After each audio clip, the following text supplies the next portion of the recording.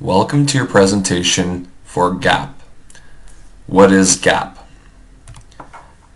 GAAP are generally accepted accounting principles. They're really what you can consider the rules of the game. It's a code of professional conduct that needs to be followed when developing financial statements. Okay. It's developed by the Financial Accounting Standards Board, the FASB, which is based in the United States. Now, GAAP is mainly used in the United States or used by companies that are based in the United States. When you go throughout the world, there are IFRS. That's a different approach than GAAP. We're going to use GAAP for this course because the companies we'll be looking at would primarily be using GAAP. The big difference being that GAAP follows more kind of rules, while IFRS, International Financial Reporting Standards, follows principles. So it allows for a bit more leeway. Now, while there are more companies that use IFRS compared to GAAP, the thought process behind both is the same. The fact that you want to make sure that things are consistent and accurate from company to company. Okay. So, the different GAPs. First, there's the distinct business entity principle. So what that is that a business's financial transactions are completely separate from its owners. So in Canada, we have corporations, we have cooperatives, partnerships, proprietorships. We have many different types of business ownership. All we want with the distinct business entity principle is that if there are any transactions that are performed by the owner themselves, we need to not allow it to affect the business whatsoever. So if a business owner is having trouble with their personal finances or investing with their personal finances, it is completely separate from the actual business itself. The going concern principle, it assumes that the business is ongoing. So it assumes that the company is not actually going to liquidate or to sell out. Okay. So a company is going to make sure that the value of their assets are recorded at the price they're paid for. Okay. It really shows the business's true costs. So it makes sure that a company doesn't try and sell everything out of nowhere. We're assuming the whole time with this principle that a company will continue to move forward. The monetary unit principle. Monetary unit is a specific currency denomination. Okay, so it's a type of currency. So dollars, euros, yuan, pesos, anything like that.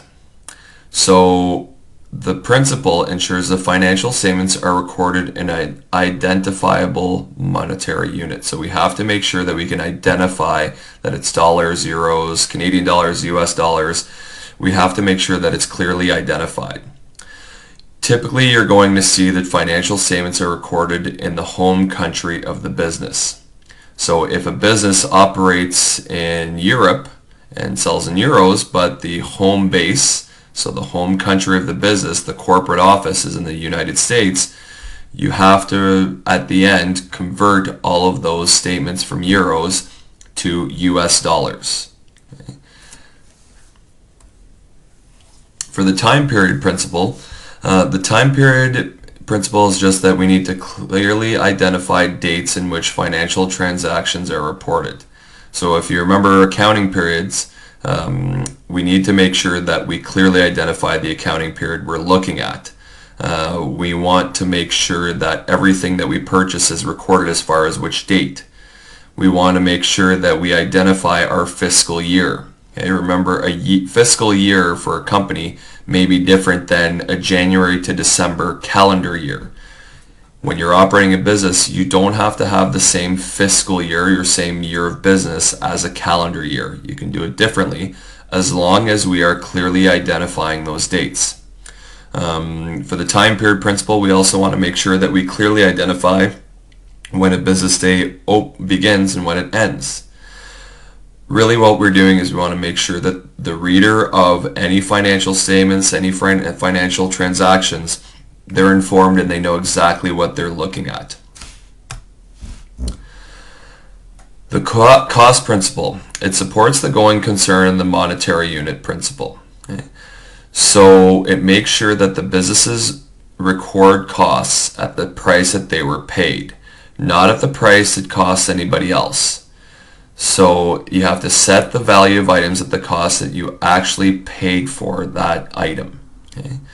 You can't just go back and say someone paid less for it, someone paid more for it, it's valued more. It has to be at the cost that was paid for by that company. The consistency principle is extremely important, and you should hear this in your financial accounting class. Accrual system. That is when revenue is recorded when it is earned. Okay, so even if someone doesn't pay you money but you perform a service, you have to record that revenue. Expenses are recorded when they are incurred. Okay? Now, in a cash system, revenue is only recorded when it is received, when the cash is received, and expenses when they are actually paid. Okay? Most businesses use accrual-based systems. Okay? That way, when you actually when you earn the revenue, even if you don't get completely paid for it, you're still recording it that day. Think of a hotel. A hotel is open 7 days a week. Friday, Saturday, Sundays. Friday nights, Saturday nights are fairly busy. Okay? And then people check out on Sundays. That's when they pay. So using a cash system, if someone were to stay Friday night, Saturday night, and pay Sunday, revenue would only be recorded on the Sunday because that's when you are receiving the revenue. Using an accrual system, you're accounting for that revenue on Friday night, Saturday night as well, so that you can realistically see how much money you were earning during those days.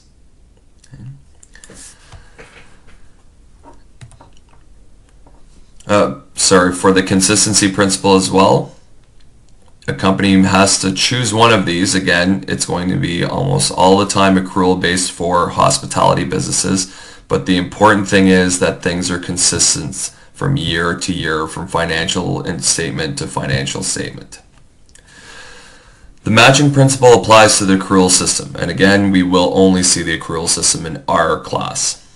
It matches expenses with the revenues they help generate. So if you look at food costs and food sales, well, if you had food revenues, you have to make sure that the food cost that was used to produce those revenues is recorded. Okay?